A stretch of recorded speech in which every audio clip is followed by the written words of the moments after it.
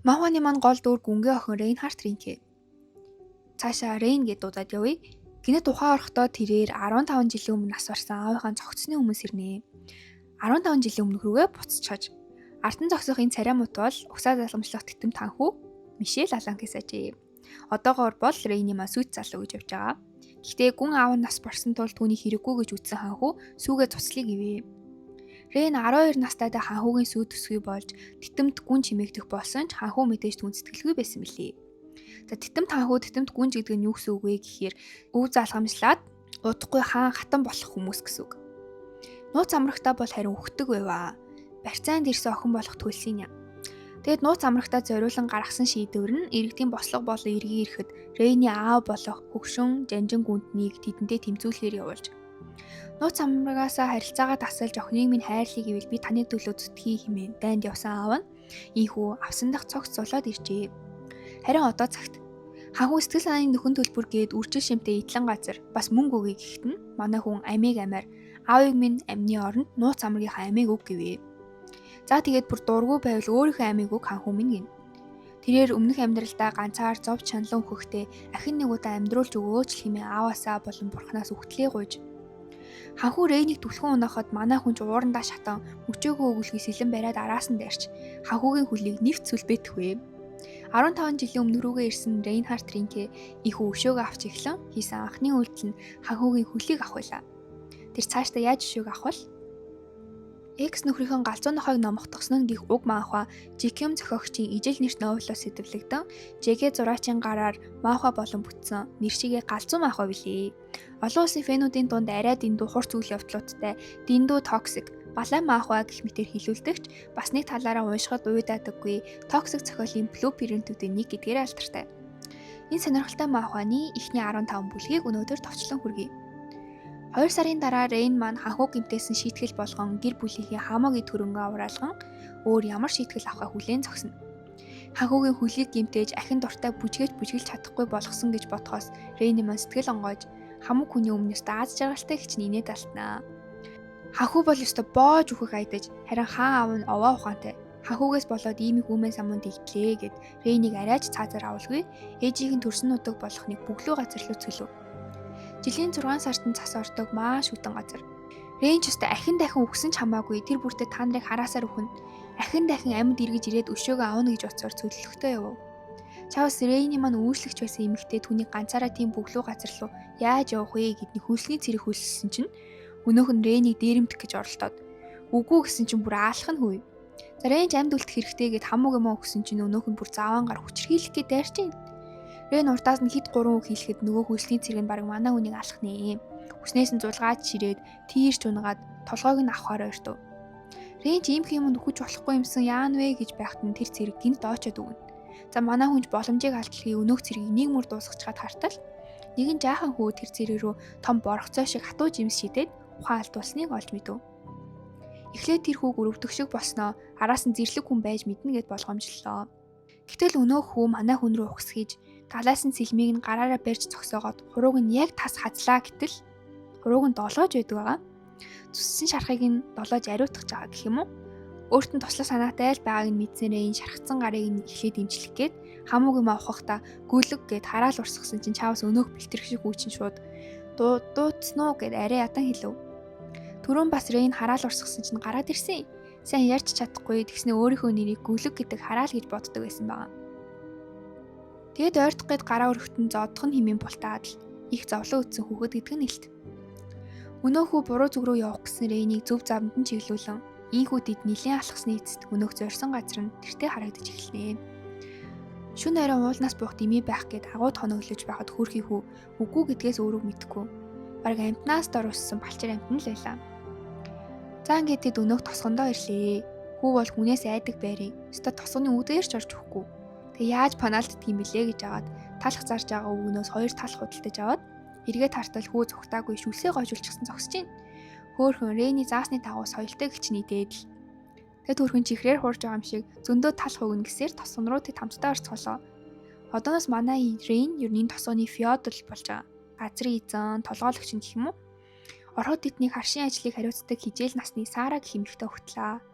Энэ газар 40 жил газрын эзэнгүй Угаасаа бараг байнга өвөл болдог үржил шимгүй газар.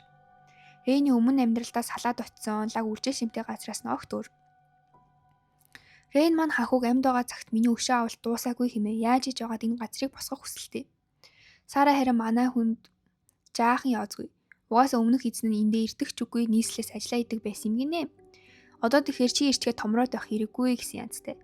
За тэгээд өнөө хүүг усанд оруулаад аав ээжийг нь таних хүн байна уу сураглаад өгөөч гэсэнд Сара түүний талаар мэдээлэл олоод ирлээ шүү. Зэрлэгүүдийн дайралтанд өртөж зүйдсэн газрын колони авахтай хүүг нэ. За гэтэл Рейни маань толгойд гинэд нэг зүйл зурсхийхэн тэрээ. Өмнөх амьдралд нь ханхугийн галзуу нохой байсан Вил колоно гэх хэрэг байж. Арай тэр юм биш үсттэй хэмээн бодов.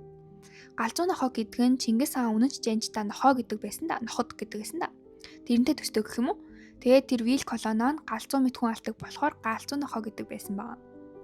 Вил колоно гинэт гарч ирэн дайны баатар болсон аллагын машин.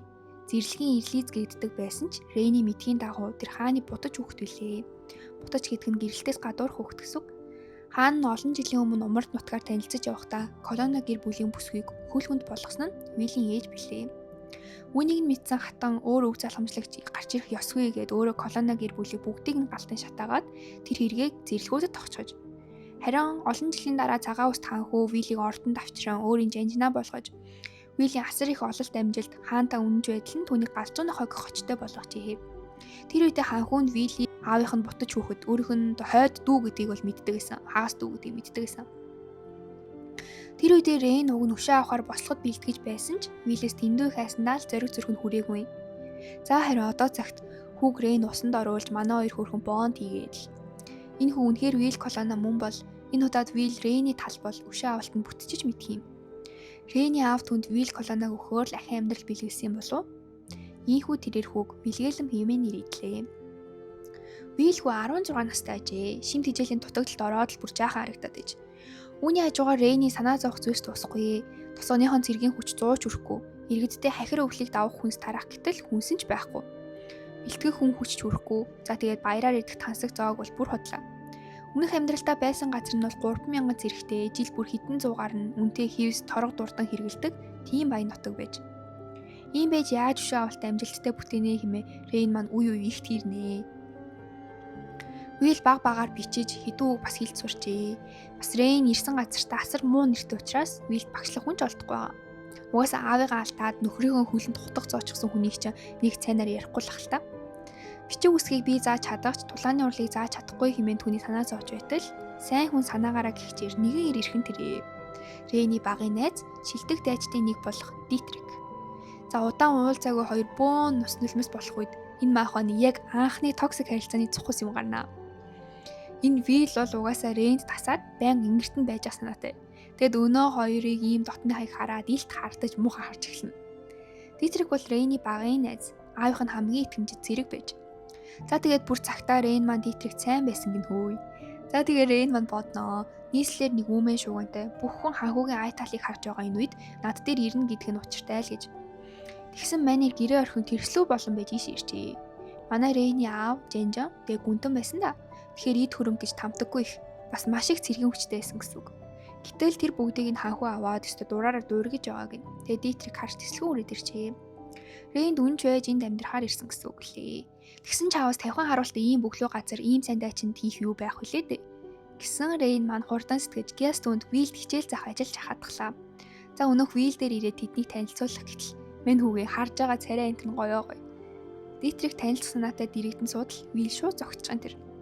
Рейн арга сэлж панаалтах гээд хоол амтрахын идээд ч нэмэр болсонгүй. Хөрхий Вил маань ихэ шархалж байгаа л тээ. Тэгээд бүр 3 хоног өрөөндөө бөгөв. Ийм насны хүүхдийг яаж сүрдүүлэх юм гэсэн Дитрик хэдэн настайг нь асуугаад 16 гингүүт нь бүр шок. За тэгээд мань Дитрик 16 настай байж дөнгөж төрсөн яраа шиг байлгаад байж болохгүйгээд ир хүн шиг хүчээр үзэхэр боллоо. Шууд хүншлийг нь сөхөж хөлнөөс нөргөөд эргүүлээ шийдчихэв.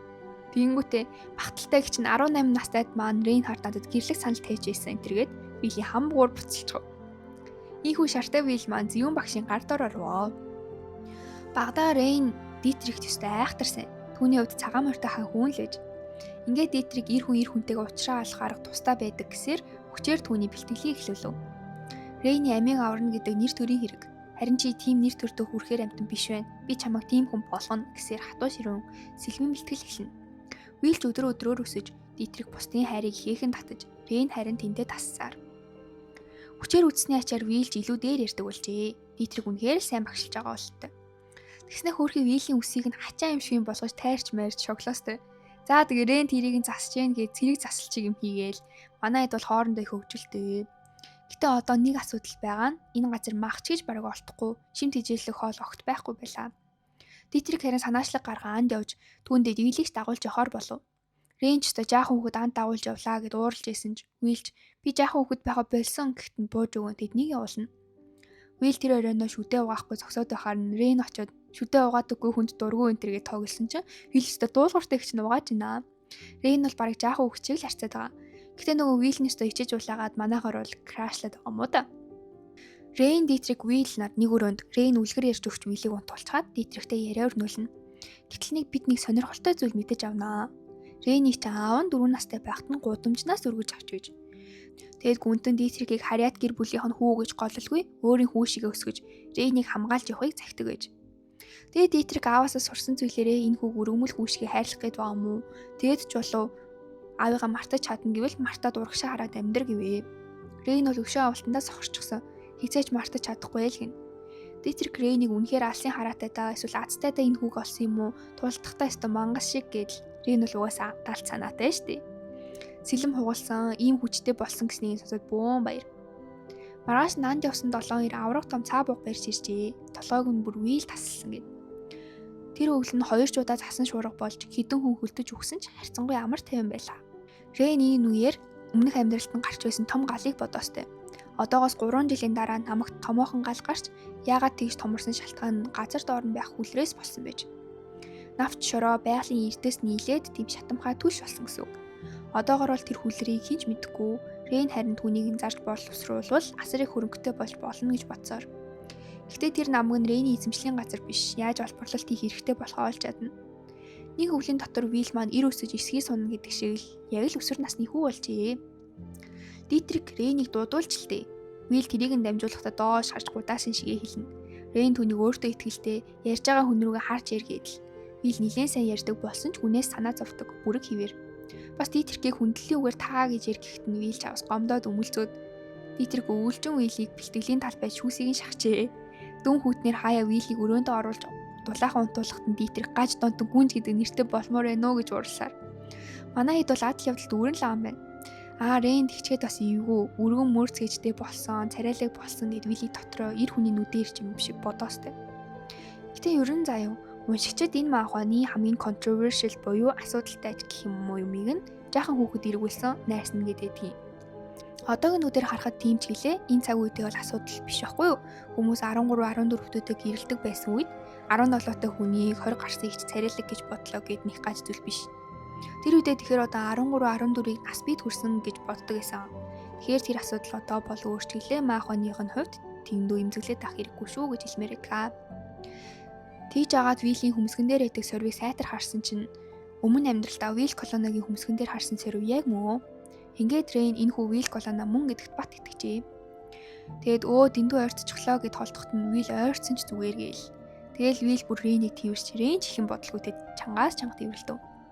За тэгээд Дитрих дээр очтол түүний хийх гэсэн зүйл нь нийслэлээр цэрэг татах тушаал ирүүлсэн байлаа. Дайнд зориулсан бүх газраас тодорхой цэрэг татдаг. Рейнийг энд байгаа болохоор албаар хорлох гэсэн юм шиг 30 цэрэг татахаар болсон байв. Гэтэл манад чинь яг 30 цэрэг л байдаг.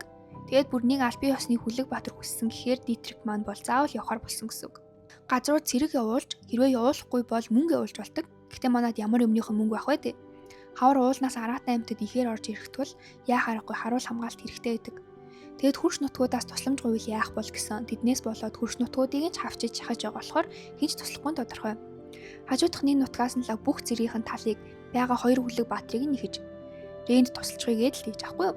Тэгэд бүр нэг хүлэг баатар нь газрын эзнийх нь 2 дахь хүү. Гууган хүн өвчнөр өнгөрчихсөн гэхээр тентгийнхээ цор ганц зөв залгамжлагч нь гэсэн үг. Гэтэ Дитрих нэг санаас эзсэн нь тэр хүүгийнх нь оронд явах хүлэг баатар болоод оронд нь цэрэг гуйх. Дитрихийн хэлж байгаа хүн нь Вил. Рейн бол санаан зовоод ийм жаахан амтныг яаж гэтэл Дитрих хатуу хүүг хэлдэг нь би 16 настайдаа гүнтнийг дагаад дайнд орж явсан байлаа.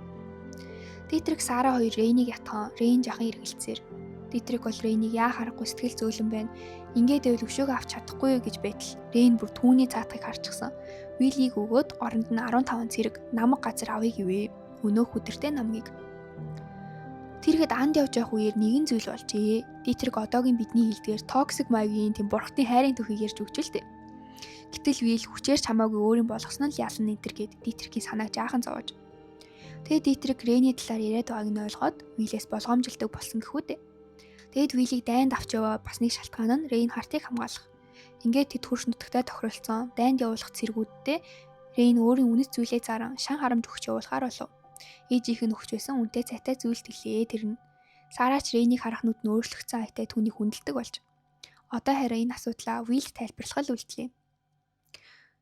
Вилл чавс усанд ороогүй хүс үнэртэж байгаа гэд Рейнд ойртож чадахгүй. Тэгснээр Рейн би цэргүүдийн хөлсний үнэрт тасчихсан гэхтэн Дитрикээс болоод уу гэд хардаастай. Вилл тэгээд Рейнийг араас нь твэрч хавангуудаа Дитрик тасчихсан чинь таалагдахгүй байна гэдэл жаахан амарч гисэн бас жаахан уянгалаг. Рейний үгэнд бол Вилл тамтаггүй сайн орно. Хөөх юм хэлэх бүртэн болоо. Рейн мөнгөний төлөө хөөхий жаахан хүүг дайнд явуулж байна гэж сэтгэлийнхээ гүнд жаахан харуулсалтай. Тэгснээ чи ямааргүй байна гэвэл явахгүй байж гэд хэлэх гэж байснаа сэтгэлээ чангалан миний төлөө явж болох уу гэчгэн тэрээ. За ингээд манай хүний бас газлайтинг хэлж байгаа юм да. Энэ махваны нэг амар зүйл нь хэнийг ч өрөвдөх хэрэггүй гэж авсан. Тэгээд Рейн оронд нь би чамайг аюулгүй эргэж ирээсэ гэж байнга залбирнаа гэв. Тэгэд бүр аавынхаа элдийг түүнд өгөн энэ ил дээр би ханхуугийн амийг авах учраас заавал эргүүлж өгөөрэй хэмээн. Вилл тэгсэн чинь нээх өрхөн дайчид дайнд мортоход бүсгүй нь усны алчуур өгдөг гэж сонссон гэхэд Рейн даашин завран тэр даавуугаа элдэнд нь ууж өгөв. Рейн тэгсэн дараа нь бас Дитрикт ууж өгөөд Вилл уурыг хүргэнэ. Ийхүү Рейн маань ханхуугийн хөлийг сүлбээд 9 сарын дараах энэ үед Дитрик болон Вилл нар дайнд мортвоо гэж. Энэ махан түр айгуу дуртай. Үйл явдал нь гоё гэхээс илүү бусад маханаас өөр шинэлэг гэх юм уу? Бүх түр нь яг л амьдрал дээр байж болохоор юм шиг. Юмсыг сэжиглж хардаг, боддог, муу зүйлс чийдэг, тэгэд бас тэрэндээ гимждэг гэдэг сонирхолтой. Энэ махан уншихад журамтай урсаад л явчихдаг болохоор хэрвээ махан сонирхолтой бол ер нь сонирхолгүй байсан ч энэ маха таалагдсан бол www.dolsmanga.cg-ийн хаягаар ороод уншиж сонирхож болно шүү. Энэ маханы маань овоо их бүлэг бүрэн төлбөргүй байрсан байдаг учраас бүртгүүлж ороод амтрах уншаарай. Би өөр утгагүй завгүй болох гэдэг болохоор бодон энэ бичлэгээ 7 хоногт амжуулаад хийлээ. Дараагийн хэсэг яг тэдэнд орно гэж хэлж чадахгүй ч боломжтой болоод чадхаараа хурдан хийнэ. Та хэд маань харин таалагдсан бол лайк дарж, subscribe хийж заавал дэмжээрэй. Дараагийн удаа уулзтлаа баяртай.